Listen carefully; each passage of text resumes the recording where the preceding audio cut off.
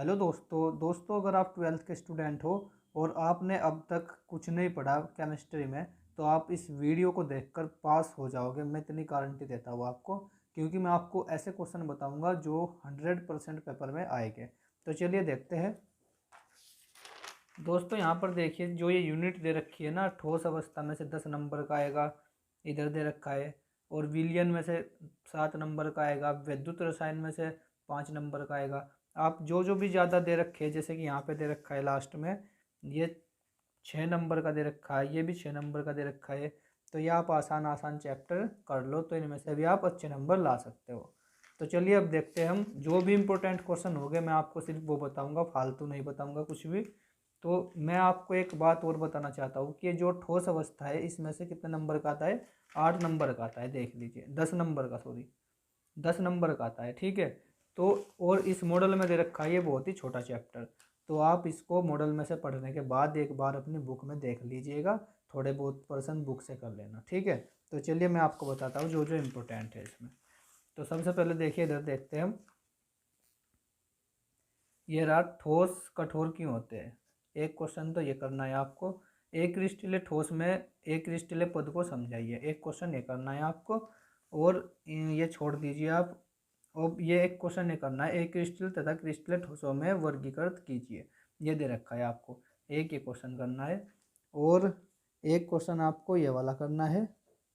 और एक क्वेश्चन आपको जालक बिंदु के महत्व को स्पष्ट कीजिए, यह इंपॉर्टेंट क्वेश्चन है, ठीक है। और इसमें एक क्वेश्चन आपको ये वाला करना है। फिर एकक कोष्टिका को अभिलक्षणित करने वाले पैरामीटरों के नाम बताइए, वेरी वेरी मोस्ट है ये, ठीक है। और इसके बाद क्रिस्टलीय जालक तथा इकाई सेल, वेरी वेरी मोस्ट, क्रिस्टलीय जालक तथा इकाई सेल, ये कर लेना आप, ठीक है। अब देखिए, आगे घनीय एकक कोष्टिका में कणों की संख्या कैसे ज्ञात करते हैं, चित्र की सहायता से समझाइए। आपको ये भी करना है, ठीक है। और इसके बाद जितने भी ये क्वेश्चन दे रखे हैं, ये चैप्टर इसमें छोटा दे रखा है, तो मेरा मानना ये है कि इसमें जितने ज़्यादा से ज़्यादा हो सके उतना आप कर लीजिएगा। अब इसके बाद यहाँ पे देखते हैं जो वेरी वेरी मोस्ट है, शॉर्ट की दोष और फ्रैंकल दोष और अंतरकाशी दोष और एफ केंद्र, ये चारों करने हैं आपको। ये लॉन्ग में पूछ लेगा और बहुत ही आसान है ये। और इसके बाद आप जब ये पढ़ लोगे शॉर्ट की दोष और फ्रैंकल, तो आप ये अंतर भी बता सकते हो, ठीक है। तो चलिए अब आगे देखते हैं हम। इससे पहले आप ये भी देख लीजिएगा, अंत्य केंद्रित वाला, इसमें जालकों के प्रत्येक एकक कोष्टिका में कितने जालक बिंदु होते हैं, ये आपको पता होना चाहिए। अब अगला चैप्टर है हमारा विलयन। विलयन भी अच्छा चैप्टर है। इसमें ये जितने भी बेसिक है, नॉर्मलता, मोलरता, इनके फॉर्मूले आप याद कर लीजिएगा। और राउल्ट का नियम वेरी वेरी मोस्ट है। और मैं आपको इसमें इम्पोर्टेंट बताऊंगा, ये हिमांक अवनमन के कवतनाक के उन्नयन, ये कर लेना। और प्राशन दाब, ये भी लॉन्ग में आएंगे जब देखेंगे हम। यहाँ पे देखिए दे रखा है, एल्कोहल एवं जल के लिए विलयन की आणविकता अन्योन क्रिया के की क्या भूमिका है। एक क्वेश्चन ये कर लीजिएगा और एक ये कर लेना। और एक क्वेश्चन अब ये देखते हैं हम। तो एक क्वेश्चन ये कर लेना, क्वेश्चन नंबर 6 है जो। अब देखिए, जो वेरी वेरी मोस्ट है, प्रासरण दाब क्या होता है, इसका एक उदाहरण बताइए। मोल अंश से क्या समझते हैं, एक ये क्वेश्चन वेरी वेरी मोस्ट है। मोलरता की परिभाषा और मोलरता की परिभाषा दोनों इम्पोर्टेंट है। इसके बाद आपको करना है राउल्ट का नियम। इस चैप्टर में से राउल्ट का नियम वेरी वेरी मोस्ट है। दोस्तों जो मैं निशान लगवा रहा हूँ आप इन्हें याद कर लीजिएगा, आपके 80% नंबर कहीं नहीं जाएंगे। चार्ल्स वांट हॉप नियम और एवोगाड्रो वांट हॉप नियम, ये तीनों नियम कर लेना, बॉयल का नियम, ठीक है। और अब इसके बाद इस चैप्टर में से आपको कुछ नहीं करना, ये जितने न्यूमेरिकल दे रखे हैं आप सारे छोड़ दो। अगर न्यूमेरिकल करने लगे तो इतना टाइम नहीं है आपके पास। अब वैद्युत रसायन तीसरा चैप्टर है ये। इसमें जो वेरी वेरी मोस्ट है वो क्या है, नेसर्ट समीकरण, वेरी वेरी मोस्ट। और एक विशिष्ट चालकता और चालक तत्व, इसमें क्या अंतर है, इसकी परिभाषा बतानी है और फॉर्मूला बताना है। तुल्यांक की चालकता ये बताना है। और कोलराउस का नियम वेरी वेरी मोस्ट, ठीक है। और बस और कुछ नहीं करना इसमें से, एक तो नेसेट समीकरण और एक कोलराउस का नियम, इसमें से सबसे ज़्यादा यही आते हैं, हर बार पूछे जाते हैं ये, और कुछ भी इसमें इम्पोर्टेंट नहीं है।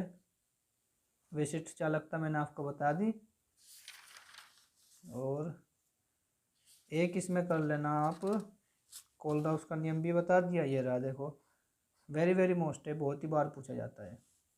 बस और कुछ नहीं करना इसमें। हाँ एक ये कर लेना, रेडॉक्स विभव किसे कहते हैं, ये डेफिनेशन छोटी सी है, इसको याद कर लेना। तो अब इसके बाद और कुछ नहीं करना, इससे अगले चैप्टर पे आते हैं, रासायनिक बल गति, बल गति की। इसमें से दो क्वेश्चन जरूर पूछे जाते हैं, एक तो शून्य कोटि की अभिक्रिया और एक प्रथम कोटि की अभिक्रिया, ये दोनों आप कर लेना बिल्कुल पक्के। अब इसमें जो छोटी छोटी है, औसत वेग, तात्क्षणिक वेग, शून्य कोटि की अभिक्रिया के लिए जो फॉर्मूला लगता है वो क्या है, प्रथम कोटि के लिए क्या लगता है, और ये द्वितीय कोटि की के लिए आप ये फॉर्मूला याद कर लीजिएगा, इसका डेरिवेशन मत करना, ठीक है। अब देखो ये तात्क्षणिक वेग इधर भी आ गया, तो आप तात्क्षणिक वेग जरूर कर लेना। प्रथम कोटि की अभिक्रिया के लिए जितने भी ये शॉर्ट क्वेश्चन दे रखे हैं, यानी कि बहुविकल्पीय क्वेश्चन, ये आपको सारे करने हैं।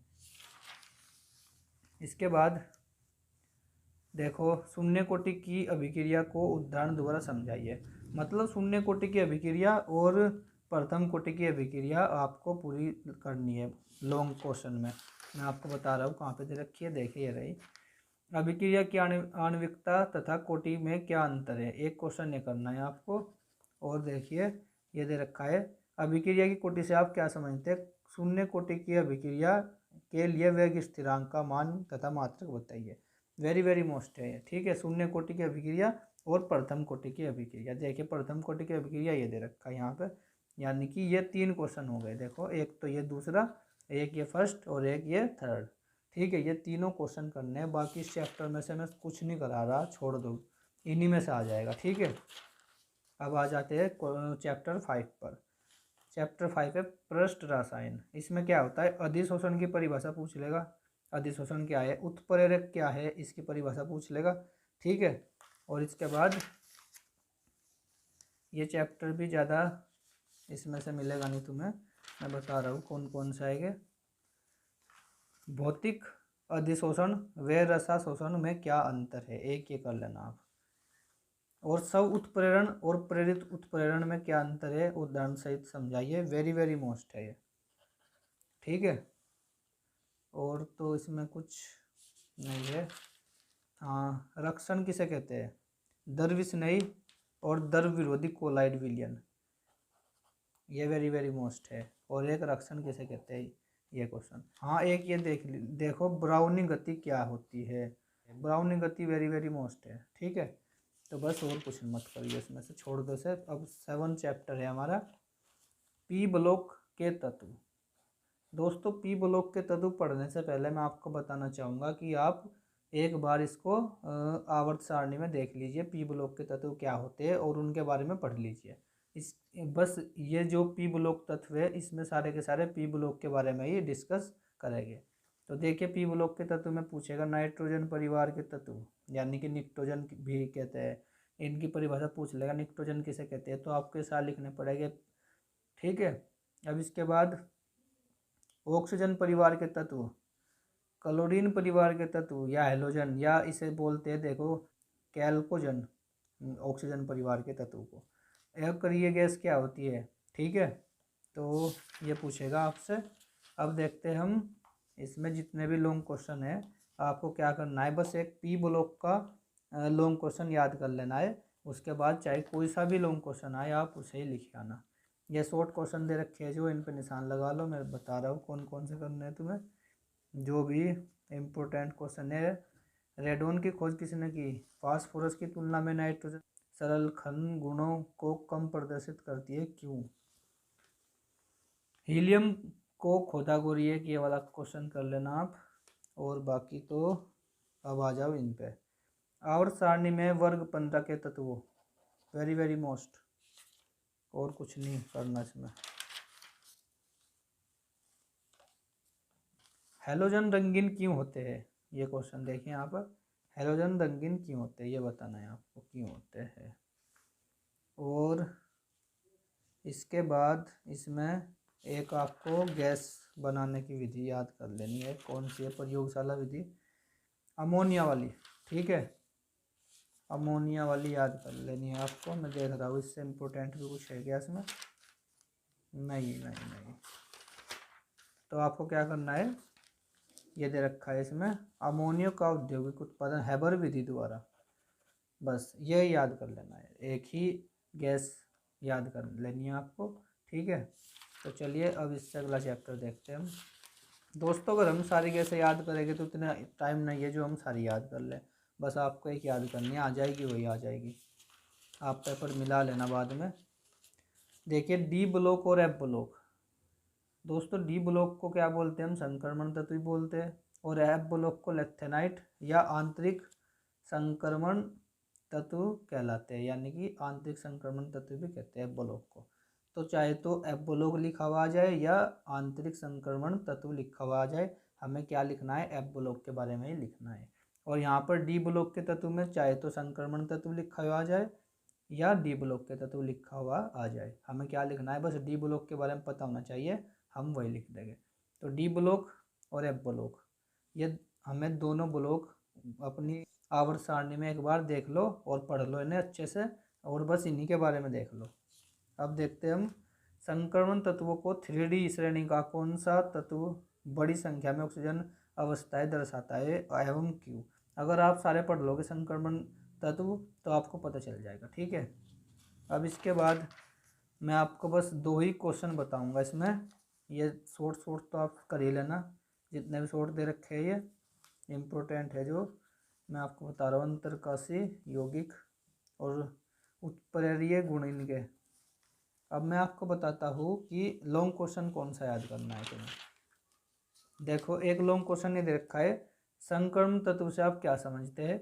अब इसकी जगह पे चाहे कुछ भी पूछ ले, डी ब्लॉक के तत्व पूछ ले, आपको यही क्वेश्चन याद करके जाना है और यही लिखना है। अब एक एफ ब्लॉक वाला कर लो, ये रहा एफ ब्लॉक के तत्व। बस ये 2 क्वेश्चन करने इसमें याद, बाकी सारा छोड़ दो पूरा चैप्टर। ठीक है, तो इससे अगला चैप्टर है उप संयोजन यौगिक। इसमें आपको क्या करना है? संकुलन की परिभाषा, संकुल किसे कहते हैं, और लिगेंड की परिभाषा। और ये रहा एक तंतुतर, वेरी वेरी मोस्ट है क्वेश्चन। ठीक है, इसके बाद देखो लिगेंड क्या होता है, ये जरूर कर लेना। एक दंती लिगेंड क्या होता है, द्विदंती लिगेंड क्या होता है। ठीक है, ये आपको करना है।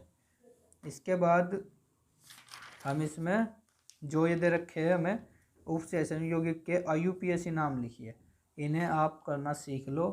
तो ये मैं आपको फिक्स नहीं बता सकता कि कौन सा आ सकता है, बस आप देख लिए जितनी बार भी पूछे गए, ज़्यादा से ज़्यादा बार बोर्ड में आया हुआ है वह कर लो। ठीक है, जैसे कि ये दे रखा है, और ये सीखने पड़ते हैं, चाहे फिर कोई सा आ जाए तुम कर दोगे। ठीक है, तो दोस्तों इसके बाद हमारा जो 10th चैप्टर है वो हम अगली वीडियो में पढ़ेंगे।